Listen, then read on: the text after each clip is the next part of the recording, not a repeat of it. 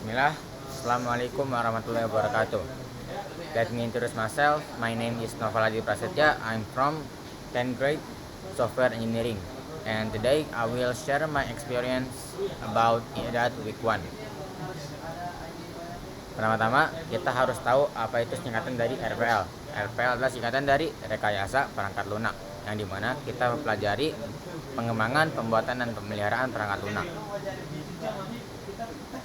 Yang kedua, sebelum kita masuk ke materi-materi lainnya, kita harus tahu apa itu computational thinking. Computational thinking adalah kemampuan untuk berpikir kritis untuk menyelesaikan suatu masalah. Dan berikut adalah contoh masalahnya. Jadi di sini ada penjual online ingin menjual barangnya di suatu toko online, dan terbentuklah sebuah algoritma untuk menyelesaikan masalahnya hingga barangnya terjual hingga berhasil.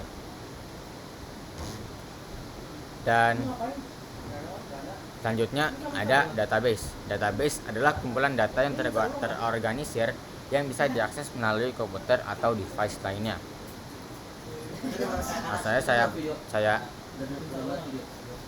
demokan pembuatan database. Di sini kita akan membuat nama. Contoh adalah sekolah.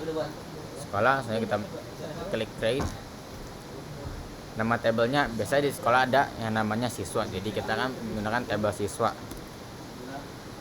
Nah, dan di sini biasanya di dalam tabel tersebut ada namanya kolom, dan kolom ini adalah penjelasan dari siswa-siswanya. Jadi kayak di dalam tabel ini ada apa aja. Misalnya sebelah siswa ada nama, ada alamat, dan lain-lain. Misalkan kita di sini ada ID siswa, ada nama siswa, ada alamat siswa, dan gender siswa. Dan di sini ada yang namanya tipe. Tipe di sini ada 4 yang biasa digunakan. Yang pertama adalah INT. INT adalah biasa digunakan untuk menuliskan nomor. Dan kedua adalah varchar. Varchar biasa digunakan untuk menuliskan karakter yang pendek seperti nama atau nama kota dan lain-lain. Dan teks di sini gunakan untuk menuliskan suatu karakter yang cukup panjang. Dan yang terakhir ada yang namanya date. Date di sini biasa digunakan untuk menuliskan tanggal. Jadi di sini karena ID kita menggunakan INT, nomor, nama kita gunakan varchar, alamat kita gunakan teks, dan gender kita gunakan varchar.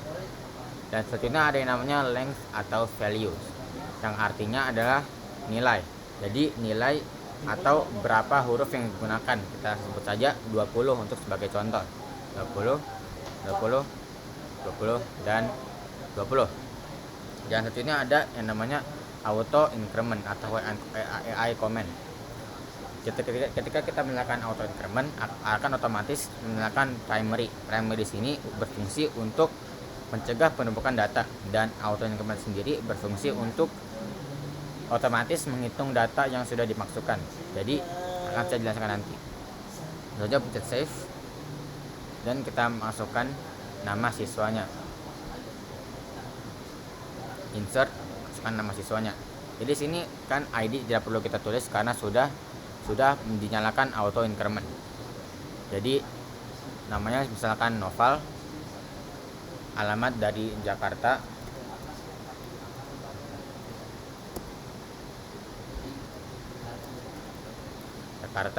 gendernya adalah laki. Dan siswa kedua kita sebut saja Adi dari Bekasi, dan gendernya laki juga. Dan selanjutnya kita buat tabel selanjutnya, itu tabel jurusan. Misalkan kita buat ID jurusan dan nama jurusan. Kita gunakan tipe in untuk ID jurusan dan varchar untuk nama siswa. Lengthnya kita gunakan 20 seperti biasa, dan kita nyalakan auto increment untuk ID jurusan, dan kita langsung bisa save. Kita masukkan jurusan, misalkan RPL,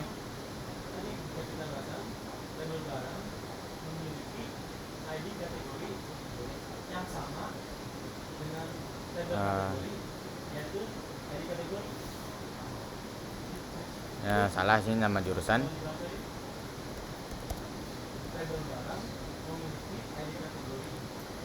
Masukkan insert nama misalkan RPL, dan yang kedua adalah TKJ.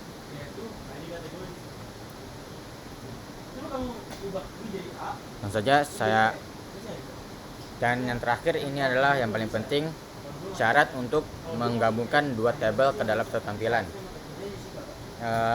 adalah ada ID dari tabel kedua di dalam tabel pertama. Jadi misalkan ada ID jurusan di dalam tabel siswa, langsung saja kita tambahkan sini add 1 ID jurusan, dan kita type-nya in, value-nya 20, dan tidak usah kita pakai auto increment.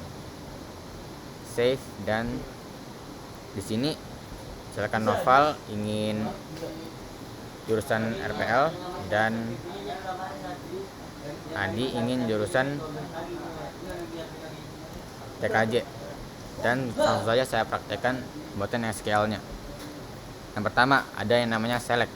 Select ini berfungsi untuk mengambil suatu data dari mengambil suatu data dari suatu tabel. Jadi seperti ini, misalkan tabel siswa, kita ambil namanya, nama siswa.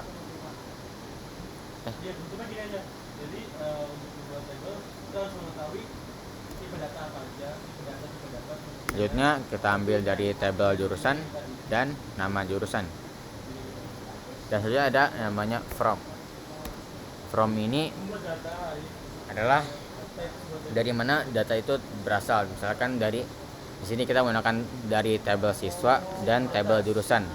Jadi tabel siswa dan tabel jurusan. Dan yang terakhir ada namanya where. Where di sini digunakan untuk mengkondisikan dua tabel yang berbeda dalam satu tampilan. Jadi misalkan kita ambil tabel siswa, kita gunakan ID-nya, dan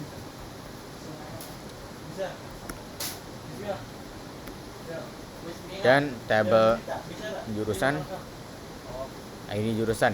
Kita pencet go, dan sudah ada Noval di sini adalah jurusan RPL dan Adi adalah jurusan TKJ. Mungkin sekian dari saya. That's all for me. Wabillahi taufiq wal hidayah. Wassalamualaikum warahmatullahi wabarakatuh.